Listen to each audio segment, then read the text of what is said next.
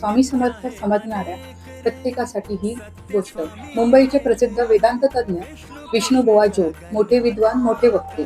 लोकांशी वाद घालून त्यांनी वेदांतांचं समर्थन केलं होतं.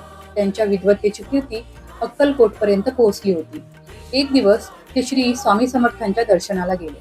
महाराजांसमोर त्यांनी वेदांतावर मोठं भाषण केलं आणि शेवटी प्रश्न विचारला, ब्रह्मपद प्राप्त करण्यासाठी काय करावं लागतं?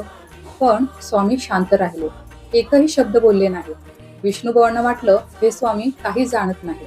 लोकांनी उगीच यांची कीर्ती केली आहे. त्या रात्री त्यांना भयंकर स्वप्न पडलं.